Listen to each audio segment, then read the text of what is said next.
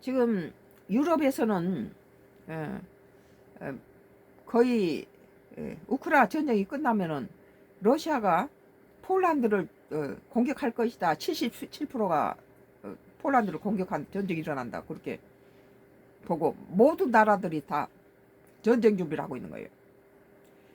그리고 그 그 뭐 그 수장은 어, 지금까지 100년 동안에 러시아가 19국가를 공격하고 침략했다. 어떤 한 나라는 막 3번, 4번씩 또 침략했다. 이런 보고서가 있는데 오늘 한겨레 2025년도 12월 16자 기사 보니까요. 유럽 우크라 종전 뒤 다국적군 이끌 준비돼 있다. 참 다행스러운 일이네요. 우크라 종전하고 나면은 유럽에서 다국제군 뭐 여러 나라의 군대들을 모아가지고 이끌 준비가 돼 있다. 그렇게 했네요. 유럽이 미국이 주도하는 우크라이나 전쟁 종전하는 일환으로 다국적을 이끌 준비가 돼 있다고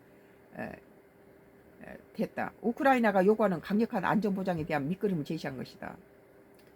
영국, 독일, 프랑스 등 유럽 10개국 정상은 15일 현지 시간 독일 베를린에서 뭐 영국도 그러고 독일도 그러고 프랑스도 그러고 이 유럽 또 나토나 마찬가지로 한 나라가 공격을 당했을 때 그 공격 목적은 러시아예요.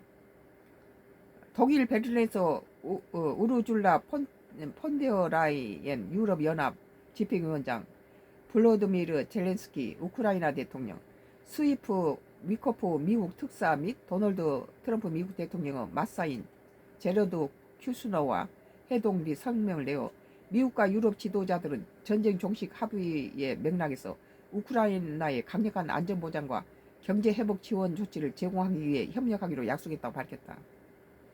구체적으로는 유럽 주도의 다국적군 우크라이나는 미국의 지원으로 자발적 참여국들의 기여로 구성되며 우크라 의지의 연합 틀 안에서 존재할 것이라고 밝혔다.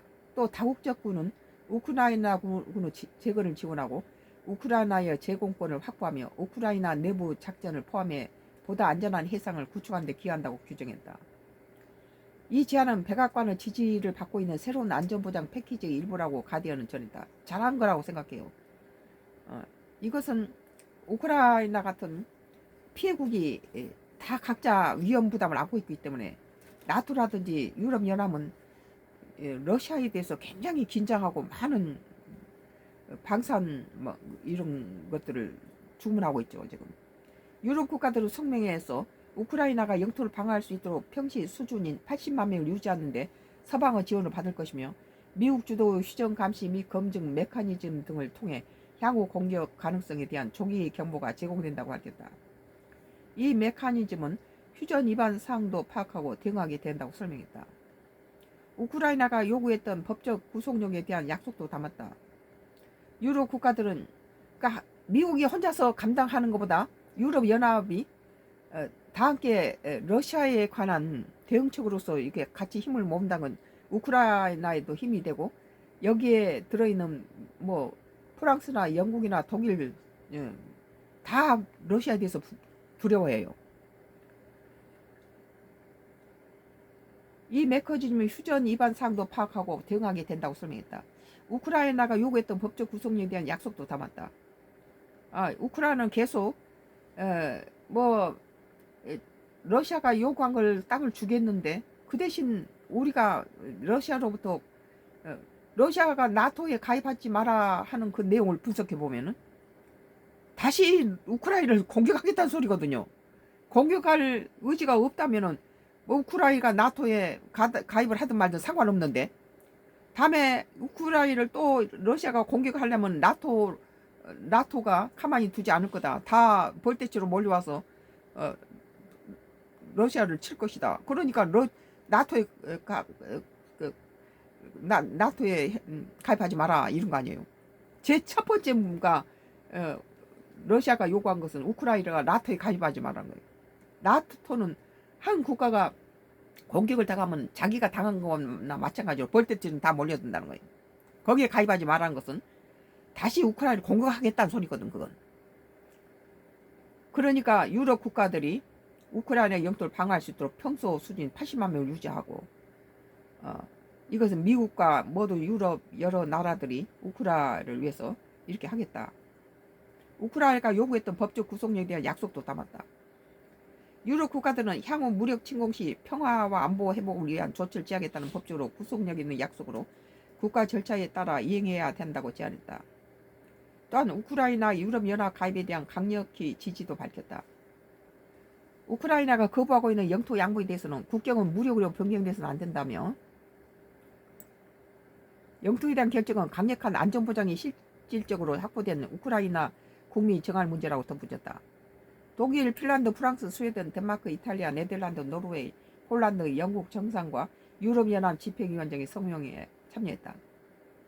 미국 측은 이번 제안이 지금까지 우크라이나에 제시한 안전보장 역사 가운데 가장 강력한 입장이다. 협상에 대해 잘하는 미국 관료들은 가디언의 이 안에 우크라이나에 나토 집단 방위 조약 제5조와 유사한 보장을 제공할 것이라 말했다. 한 미국 당국자는 이번 제안이 지금까지 그들이 본 것 중 가장 강력한 안보 계획일 것이라며 매우 강력한 패키지라고 평가했다. 지금까지 우크라이나가 미국 트럼프가 푸틴하고 둘이 그냥 그 피해자인 우크라이나가 피해를 자한테 손해를 끼치는 그리고 가해자는 푸틴 편에 들어서 오히려 푸틴한테 네 지금 아직 침략당하지 않은 땅까지 다 러시아한테 넘겨라 이런 무리한 요구를 했잖아요. 그런데 지금 이 유럽의 모든 나라가 통합을 해서 이런 자기들끼리 뭉치는 것은 전부 보니까 일단은 남하 정책을 쓰고 있는 러시아를 다 견제하고 있다는 거예요. 러시아가 지금 100년 동안에 19나라를 공격했는데 그 중에 한두 나라는 3번, 4번씩 공격당했다. 그러고 있어. 이번 제안이 지금까지 그들이 본 것 중 가장 강력한 안보 계획일 것이다. 매우 강력한 패키지라고 평가했습니다. 다만 미국 당국자들은 러시아가 종전 뒤 재침공할 경우 누가 우크라이나를 방어할지에 대해서는 언급을 피했다. 이게 문제예요, 이게. 그러니까 우크라이나는 지 자신이 강해질 수밖에 없죠. 이래서 자기 자국을 방어해야 되는 거예요. 안전보장 계획 구체안에 대해서 함구했다. 거기는 우크라이나가 다시 나토에 가담하지 마라 한 것은 다시 재침공할 의사를 갖다가 제시하는 거거든요. 러시아가 우크라이나한테 제1 첫 번째는 나토에 가입하지 말라는 것이 중요 요구 사항이에요. 그것은 지가 침범할 계획이 없다면은 나토 하든 유럽연합에 가입하든 상관이 없는데 재취지할 때 나토는 볼때쯤 달려서 러시아를 갖다 공격할 거라. 그거 하지 말라는 거죠. 그것은 우크라이나를 먹겠다는 소리예요. 그러니까 젤렌스키는 땅을 줄 테니까 제발 우리의 안보를 보장해 달라. 그런데 유럽연합이 하는데 결국은 가장 예민한 부분인 만약에 러시아가 재침입할 때 누가 막아줄 거냐 그랬더니 다 함구한다는 거야. 이들은 확인한 것은 이 계획에 미국이 우크라이나의 지상으로 파견하지 않는다는 점이었다고 이 매체는 전했다. 미국이 우크라이나에다가 지상군을 갖다 파견시키지 않는다는 것은 러시아가 우크라이나 전쟁이 일어나도 만약 미군이 거기에 주둔해버리면은 푸틴은 그 미군 기지라든지 이런 게 공격받으면 바로 미국과 러시아 싸움이 돼버리거든요. 그러니까 못하죠. 근데 미국은 이제 그런 위험은 안 하려고 그래요. 파견하지 않는다는 것은. 그러나 전적으로 책임지지 않겠다는 거죠, 이게.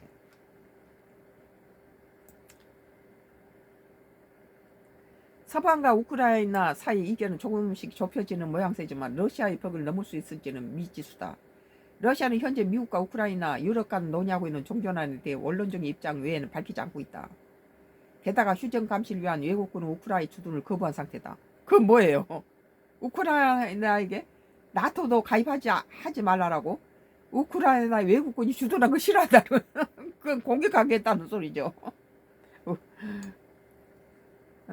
이 지역에 유럽연합이라는 나토가 77% 폴란드를 푸틴이 공격할 거다. 그 주변 국가들한테 드론이 지금도 우크라이나하고 전쟁하면서도 폴란드에 드론이 들어와서 총 쏘고 다니니까 전장군 하고 K9 자주포들을 사간 이유가 그거예요. 한겨레 신문 2025년 12월 16일 유럽 우크라 종전 뒤 다국적군이 이끌 준비돼 있다. 이 제목은 참 좋았는데 내용적으로 보니까 우크라이나에 다시 푸틴이 재침입했을 때 대신 싸워줄 나라가 없다는 거예요. 우리가 기담아 들을 이 부분이죠.